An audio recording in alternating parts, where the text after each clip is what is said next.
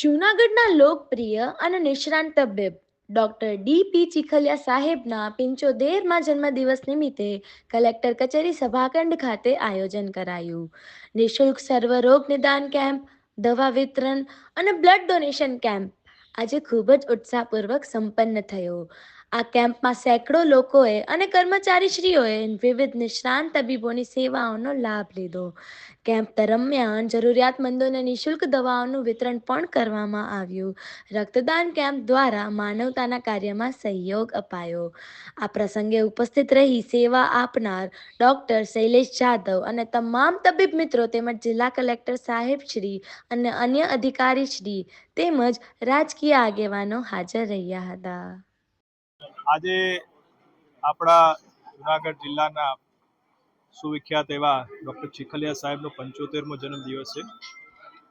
સાહેબના જન્મદિવસ નિમિત્તે આજે કલેક્ટર ઓફિસના પ્રાંગણમાં જિલ્લા પંચાયત કલેક્ટર ઓફિસ અને એસપી કચેરીના તમામ કર્મચારીઓ માટે એક નિઃશુલ્ક આરોગ્ય સેવા કેમ્પનું આયોજન કરવામાં આવ્યું છે.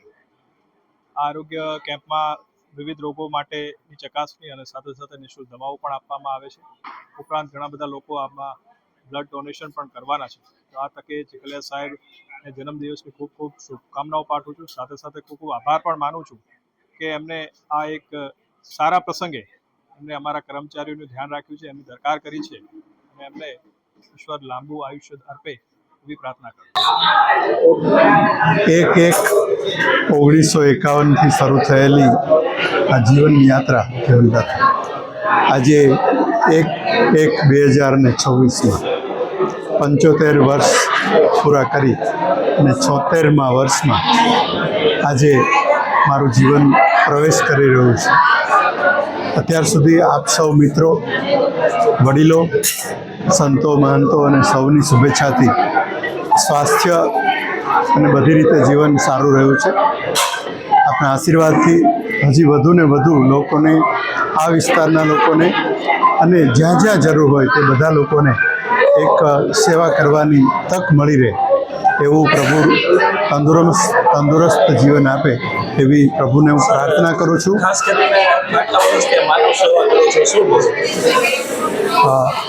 આટલા વર્ષના માનવ સેવાના મારા અનુભવમાં એવું લાગ્યું છે કે ચોખ્ખા મનથી અને હૃદયપૂર્વક જો ખરેખર કોઈ પણ જીવની સેવા કરી હોય, માનવ સિવાયના પણ, તો એ ચોક્કસ પ્રમાણે અને ચોક્કસપણે તમને એમના આશીર્વાદ મળતા હોય છે, એમની દુઆ મળતી હોય છે અને કદાચ એમના આશીર્વાદ અને એમણે જે આપણા માટે પ્રાર્થનાઓ કરેલી છે એ આપણા માટે કામ કરતી હોય છે.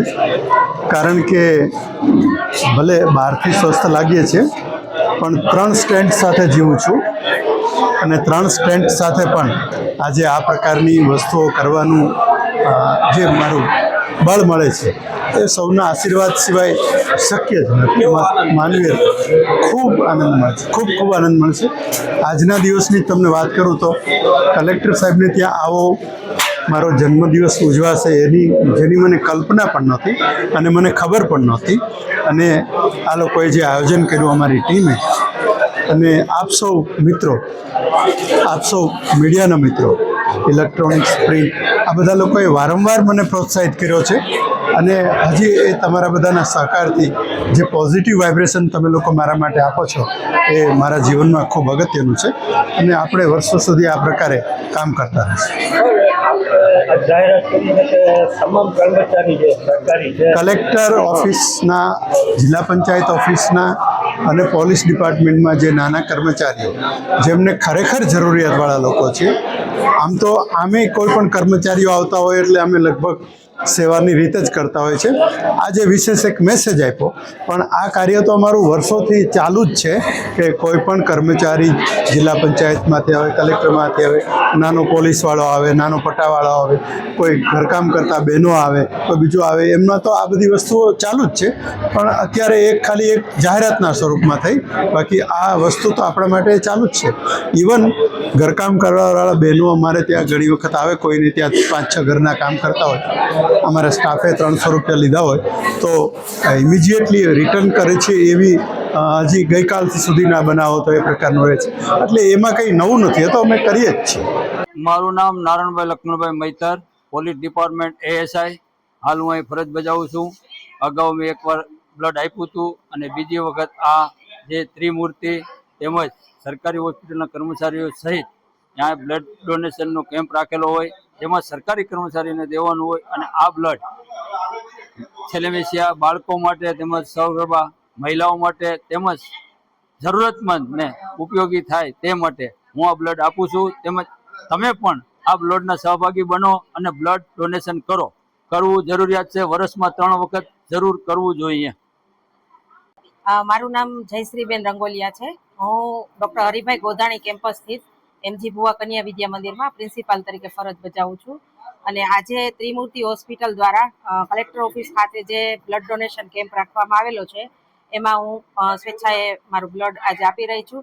અને આજે નવા વર્ષે આજે સુંદર સેવા કાર્ય થઈ રહ્યું છે, એ માટે મને ખૂબ ગૌરવની બાબત અનુભવું છું. અને ડૉક્ટર ચીખલિયાને પણ આ તકે હું ખૂબ ખૂબ જન્મદિવસની શુભકામનાઓ પાઠવું છું. Thank you.